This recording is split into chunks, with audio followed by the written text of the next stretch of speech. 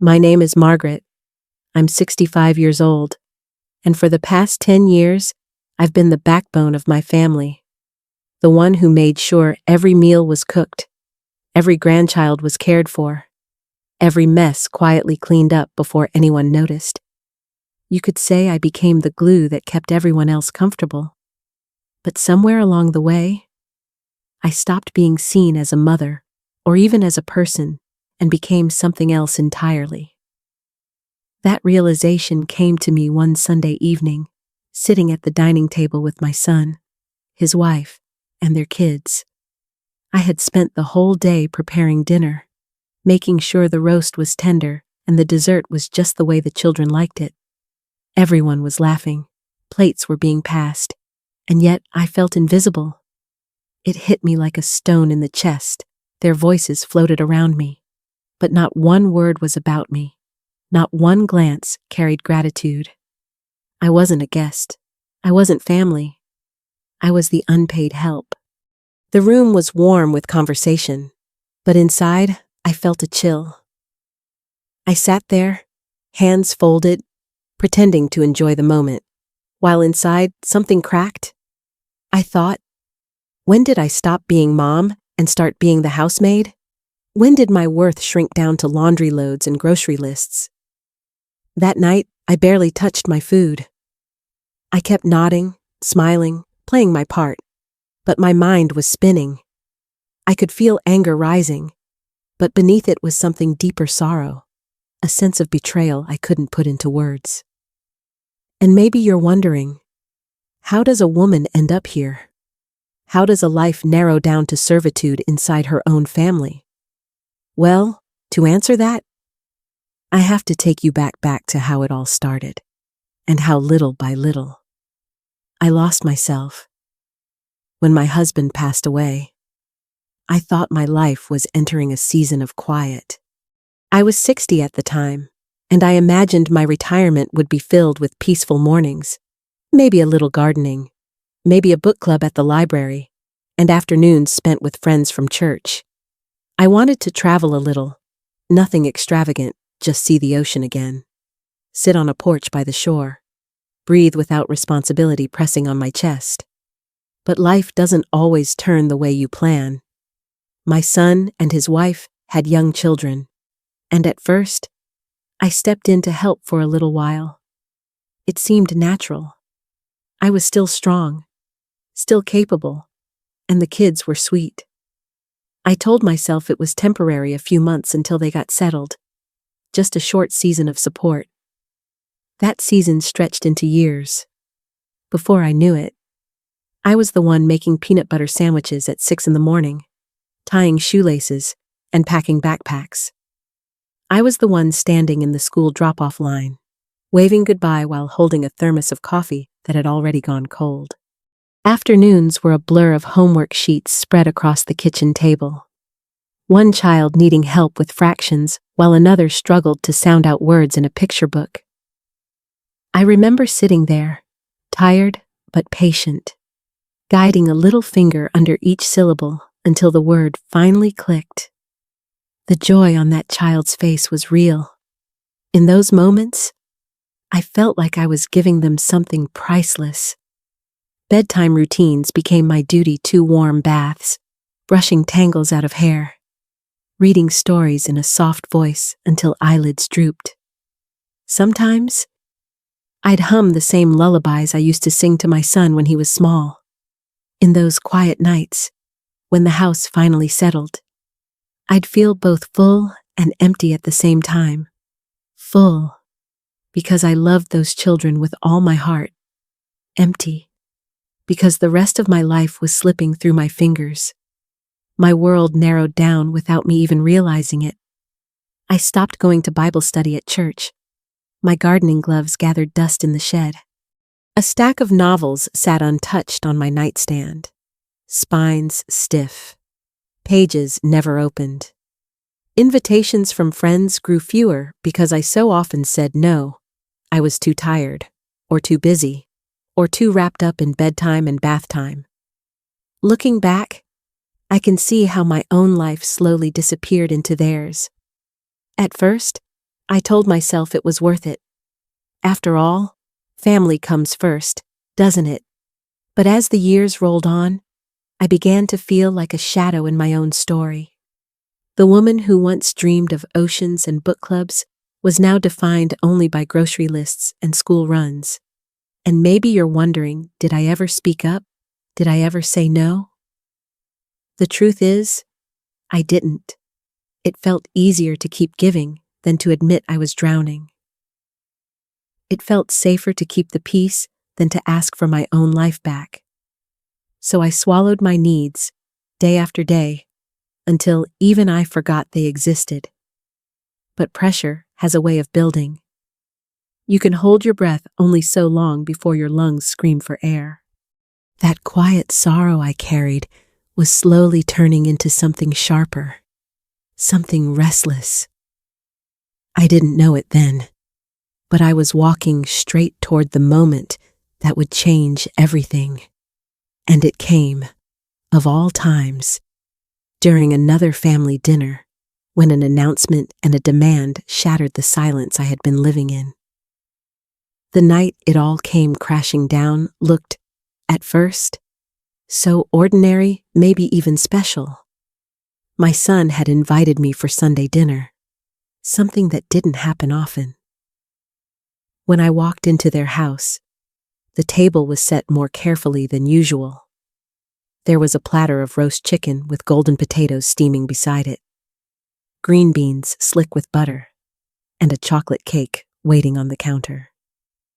For a moment, I thought maybe this is their way of saying thank you.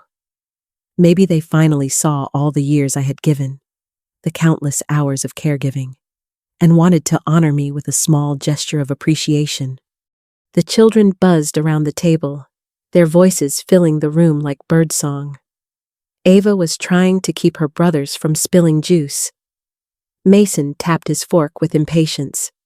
Theo whispered silly jokes that made Lily giggle so hard she nearly toppled from her chair. Watching them, I felt tired but proud. I had been there for every scraped knee, every science fair project, every late-night fever. In so many ways, these kids were as much mine as anyone's.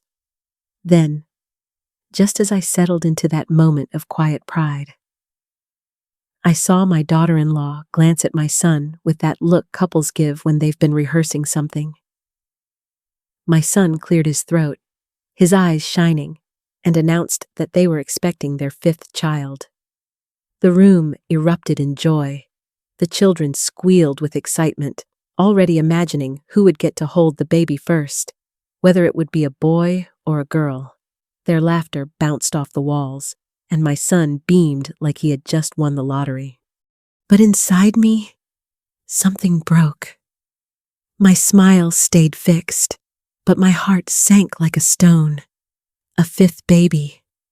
Another round of diapers, bottles, endless nights of rocking and crying. I knew exactly what it meant, not celebration, not new life, but more weight on my already tired shoulders. As the children clapped, my stomach knotted. I wanted to join in their joy, but all I felt was dread. The evening pressed on, but my chest stayed tight. Later, when the children had scattered to the living room, my son and his wife asked me to sit with them. Their voices carried a careful edge, as if they had practiced the words in advance. They said that with a new baby on the way, life would be harder than ever. They reminded me that I was already there most of the time, already handling school runs, meals, laundry, and then they slid the knife in deeper. Maybe it was time to make it official. They wanted me to become their full-time caregiver. And not just that they wanted me to contribute to their rent and groceries, since I was there so often anyway. For a moment, the room spun. I could barely process what I was hearing. All these years, I had given everything: my time, my energy, even parts of my savings when the kids needed shoes or school supplies. And now, instead of gratitude, They wanted more. They wanted money from my pension, a pension that barely covered my own little house and medication. The word they used still stings fair. They said it was only fair that I pitch in, that I pay my way since I ate meals there and spent so much time in their home. But was it fair that my hands were raw from endless dishes? My back ached from lifting. My own dreams withered away while I held their family together? Was it fair that my life had quietly dissolved into servitude without ever being asked if I agreed? I sat in silence, the weight of betrayal pressing on my chest. I realized, in that instant, that I wasn't seen as a mother anymore, not even as a grandmother. I was a live-in nanny they didn't pay, a housekeeper who also footed the bill. I was a resource, not a person, and that hurt deeper than any words could. When I left that night, my smile had vanished. My body felt heavy, but my mind was heavier still. The joy I once found in small moments with my grandchildren had been overshadowed by the truth they no longer saw me as family, but as labor to be used. I carried that weight home with me, every step echoing the realization that the line had been crossed. The pressure that had been building for years had finally reached its peak.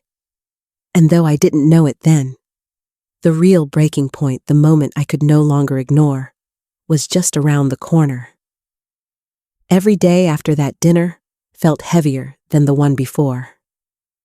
My phone would buzz before sunrise, usually Ava, asking if I could come early because her parents were running late again. I would set aside my half-finished coffee, throw on a sweater, and drive across town. By the time I walked through their front door, chaos was already waiting for me.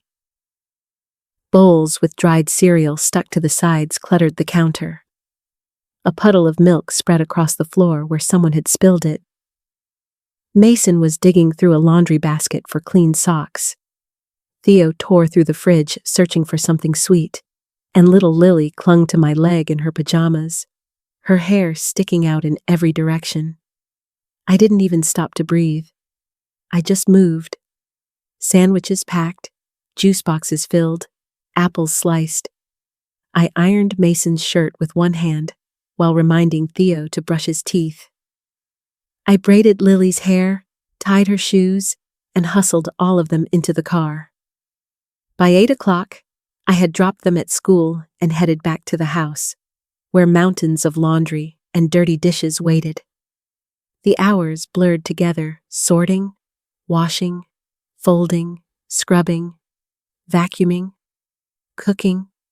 My back throbbed, my hands stiffened, but I kept pushing. By evening, I had overseen homework, soothed tantrums, cleaned up mess after mess, and tucked each child into bed. Then I would drive back to my little house, only to collapse into bed and repeat the same cycle the next day. One night, I sank onto my porch swing, feeling like my whole body was made of lead. My neighbor, Nancy, was already out there with her glass of iced tea. She looked at me with kind eyes and told me what I hadn't allowed myself to say out loud. I had already raised my children. This wasn't my responsibility anymore. Her words hit me like a bell ringing inside my chest. I had whispered them to myself before, but hearing them spoken made them undeniable. The next week, I drove to the library, telling my son I had errands.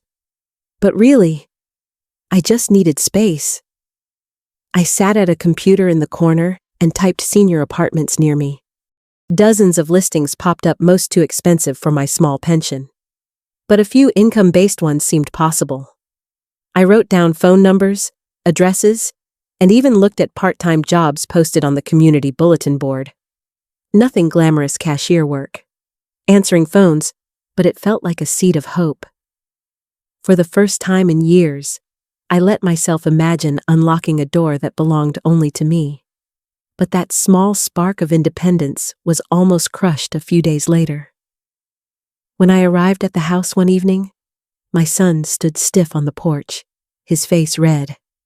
Inside, on the counter, sat an envelope that had apparently held $300. It was gone, and they accused me of taking it. My heart stopped. After everything, after years of buying their groceries, their children's shoes, covering field trips they thought I would steal from them, I couldn't speak. The shame and hurt cut too deep. But then, from the doorway, Ava's voice cut through the tension. She said she had seen her mother slip the envelope into her purse after grocery shopping. For a moment, silence filled the room. My son shifted uncomfortably. My daughter-in-law's face flushed, but they said nothing. I walked out that night with tears burning in my eyes. My granddaughter had defended me with more courage than her own parents showed me respect. And in that moment, I knew there was no going back. I had given them my body, my time, my love, and still, it wasn't enough. They had crossed a line that could never be repaired. That night, I pulled an old suitcase from my closet. I didn't pack much, just a few things that mattered most. Even the quiet act of placing a sweater inside felt like a declaration. I wasn't ready to leave yet, but I knew the truth. The woman I had been, the unpaid nanny, the invisible caretaker, was gone. What came next would change everything. I started small, almost timidly, as if I didn't want to alert the world to what I was doing.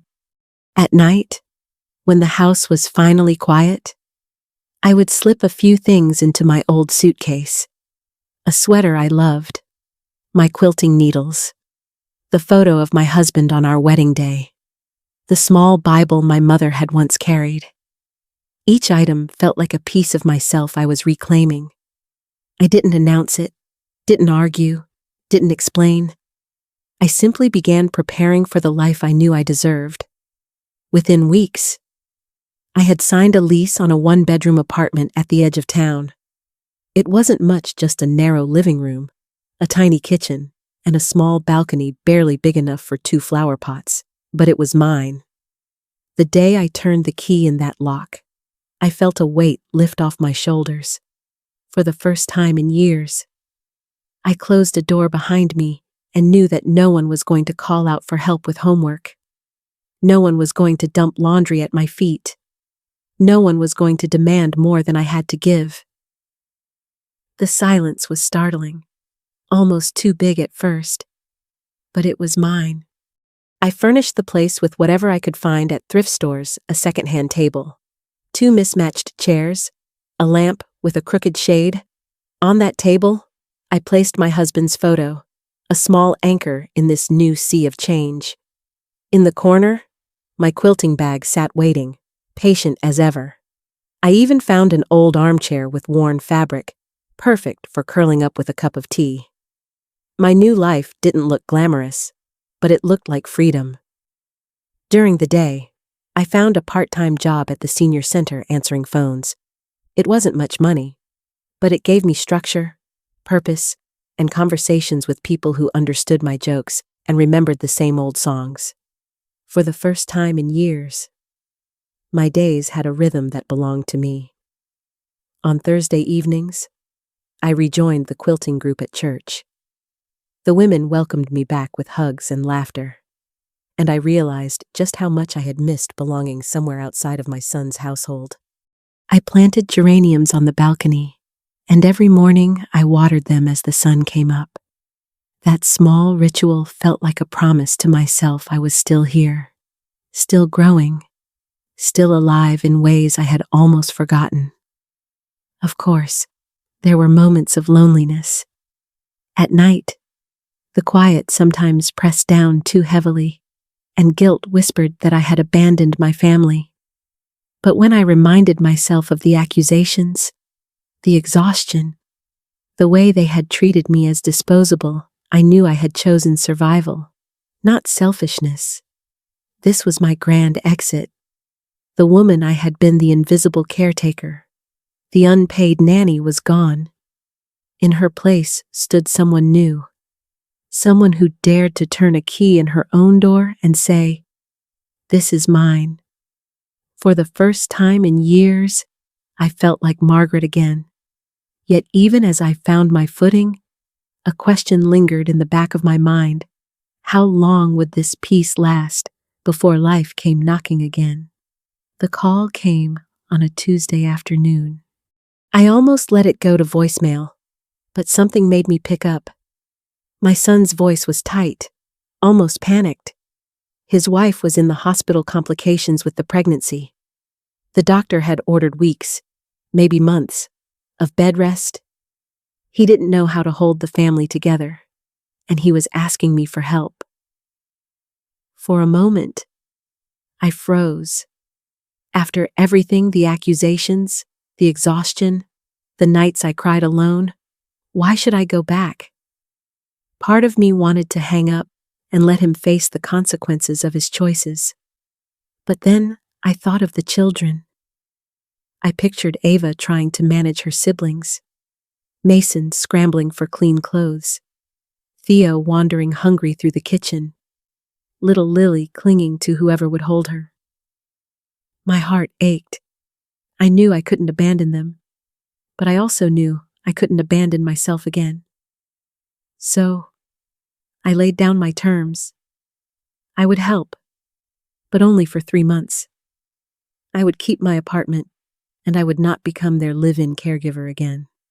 I would cook simple meals, keep routines steady, and most importantly, I would teach the kids to take on responsibility themselves.